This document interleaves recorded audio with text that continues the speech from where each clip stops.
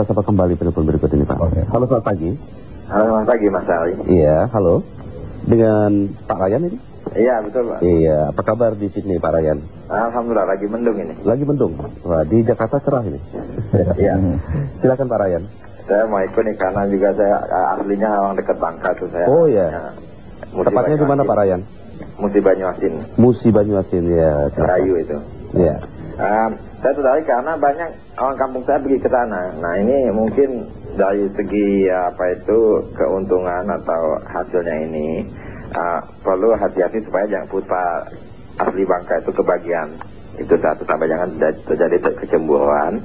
Nah mungkin juga karena ini udah menjadi produk yang bagus, mungkin intensifikasinya perlu dilakukan. Jadi ya mencetak lebih banyak petani dan juga dengan kooperasi yang ada ini lebih baik gitu mengelolanya.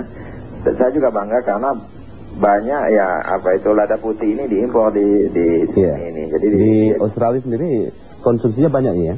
Banyak. Jadi kayak supermarket makanan besar itu semuanya produk Indonesia tuh, lada putih saya lihat. Jadi waktu beli saya cek itu. Ya. Nah itu mungkin juga satu lagi, dengan adanya penghasilan cukup ini mungkin bisa juga DPRD atau pemerintahan di daerah itu meningkatkan ini pariwisata. Saya tahu di Bangka Belitung itu banyak pantai-pantai yang bagus. Jadi itu mungkin masukan saya. Dan saya kalau memang ada mau produk ke sini saya siap bantu begitu. Pak Ryan, ya. Silakan tinggalkan nomor telepon Bapak ini ke redaksi. Oh iya. Dan nomor 93100576 itu. Iya. Baik. Terima kasih Pak Ryan di sini. Assalamualaikum. Waalaikumsalam warahmatullahi wabarakatuh. Kita beralih pada telepon berikutnya. Halo, selamat pagi. Selamat pagi. Iya, dengan Bapak siapa? Dengan Pak Suroso Syukur, Jakarta Selatan. Silakan Pak Suroso. Mengikuti, selamat pagi kepada Bapak-Bapak di depan. Selamat pagi. Selamat pagi. Mengikuti uraian tadi di mengenai lada.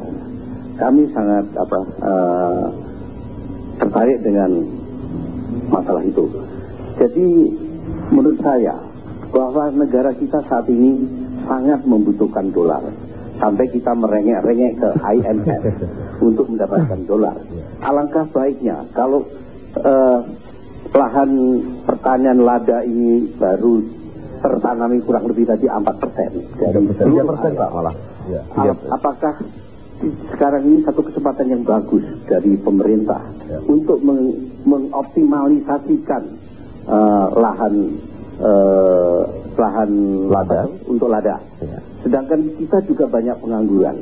Saya kira hal ini bisa sekaligus dengan memperluas area lada ditambah dengan sumber daya manusia yang berlimpah yang menganggur dikerahkan ke sana, dan pemerintah dalam hal ini BUMN perbankan bisa membantu keuangannya, bisa mendidik petani supaya efisien dan efektif.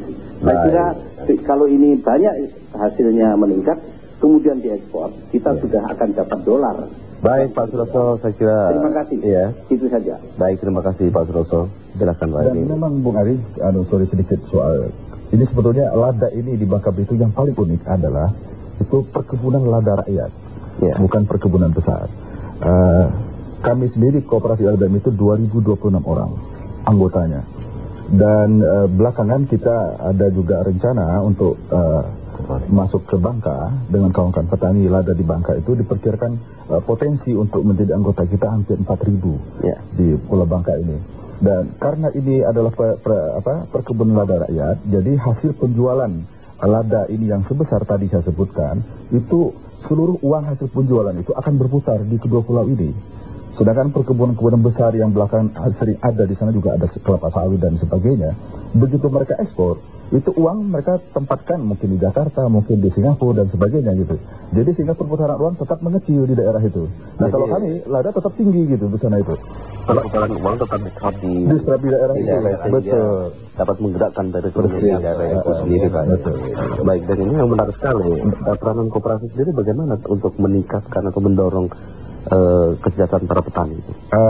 Belakangan kita sangat berhasil mendekatkan para petani kita dengan dunia perbankan. Baru kita lakukan hampir setahun yang lalu. Itu anggota kita mengenal bank pun belum. Kalau mereka hasil panen, itu uangnya mereka simpan di rumah. Tapi dengan adanya peran koperasi, itu kita sudah memberikan pengertian pada mereka hasil penjualan mereka taruh di bank. Nah kemudian juga pola konsumtif mereka, biasanya mereka begitu panen dengan harga yang sangat tinggi seperti itu, mereka royal ya. Nah sekarang kita mulai atur ke pola hidup mereka dan sebagainya, karena prinsip daripada koperasi adalah masalah manajemen keuangan mereka ini perlu diperbaiki. Betul. Ya. Karena selama ini kan masih tradisional kan Pak. Baik, DPRD sendiri bagaimana Pak untuk menerapkan pola seperti yang mendukung pertama pola yang disampaikan oleh Pak Safari ini? Memang kami sudah ada satu kerjasama yang baik antara Bangka dan Belitung ini menerapkan ataupun mendirikan satu koperasi yang ada nantinya di Bangka juga sama dengan LBM yang ada di Belitung. Karena kita lihat di sini artinya tanpa kita di Dewan ini juga artinya memberi satu wawasan untuk menambah dari artinya apa yang dirasakan selama 30 lebih tahun itu hanya habis tahun panen habis juga uangnya, nanti kerja lagi terus setiap tahun. Dan ini pola-pola ini yang kita pikirkan kepada mereka, karena mereka merasa tanah apa yang disampaikan tadi itu darat kita yang dari 14% itu kan baru 3% yang udah dikerjakan, masih panjang.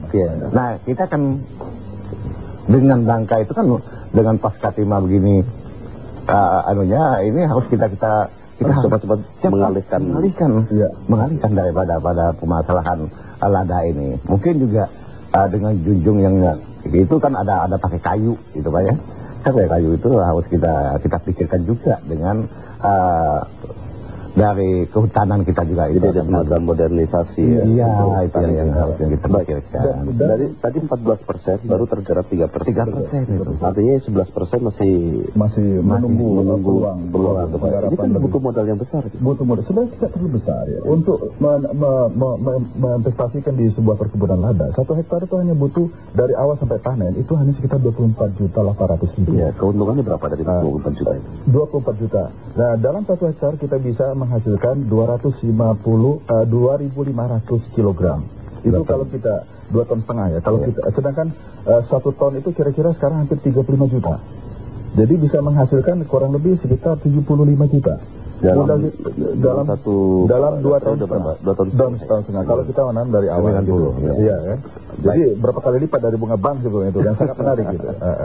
Dan kemudian ada yang paling pasti adalah bahwa kebutuhan dunia akan lada ini sangat tinggi. Menurut data FAO itu dibutuhkan mulai tahun 2000 ini sekitar 300.000 ton.